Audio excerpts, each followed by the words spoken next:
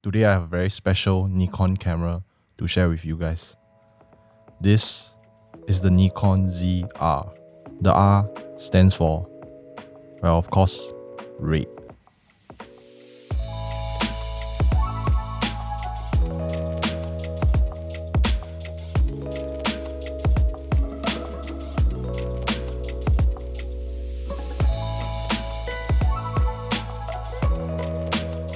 A word of disclaimer though, I am a Nikon creator and Nikon did send me 2 pre-production Nikon ZRs for me to test over 1 week for a documentary shoot. For my full ethics statement, please visit my website down below.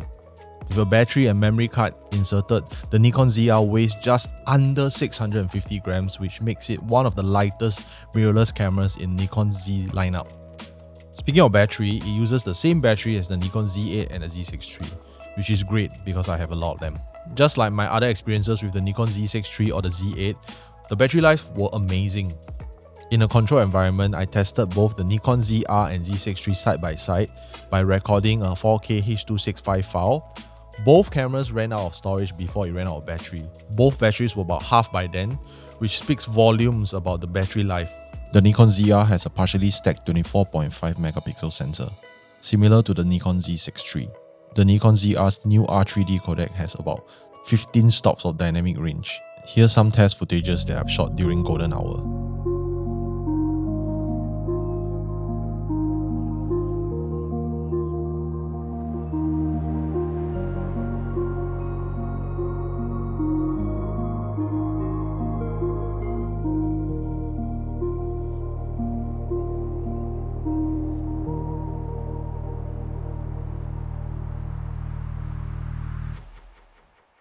Now, the new Nikon ZR excites me a lot because it is the camera that I've been waiting for the longest time to come out from Nikon. A camera that is small enough for you to bring for travels, but has the ability to turn into a full cinema package. And of course, I love the fact that it has red RAW in it with red color signs. It's the best of both worlds. You have the Nikon lenses as well as the red coat that's built into the camera. It's almost like the two brands came together and had a baby. In fact, I'm just gonna call it the new baby red to the baby red. There are a few things that I really like about this camera. The large LCD screen, of course. And the other thing that I really like about the ZR is the ability to record 32-bit float audio. I'm not too sure about whether if it's similar to what I'm recording on my F3. However, I do notice the difference between the Z6 III's internal recording versus the ZR. It's a huge step up. And as a podcaster, I think this is something that is very underrated that most filmmakers will not really use, but this is something that is a plus point for me.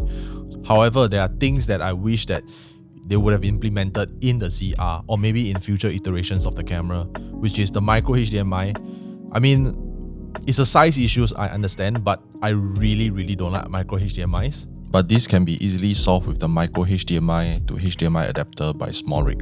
CF Express B and micro SD card is a really weird combination. I'm surprised they managed to squeeze in there.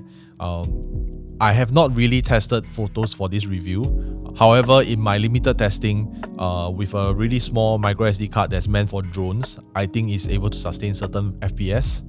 But it's not my first choice. It's there. So in my own ZR, I will probably keep a micro SD card in there just forever, and I'll just leave it as that because, you know, micro SD cards are small. Lastly, I think the low light performance definitely can be better, but it's definitely a huge step up from the Z6 III. I'm really excited to see what cameras Nikon will come up with using red technology in the next few years, but this camera is definitely a good sign. That's it for this video. Let me know your thoughts on the new Nikon ZR, and thank you for watching.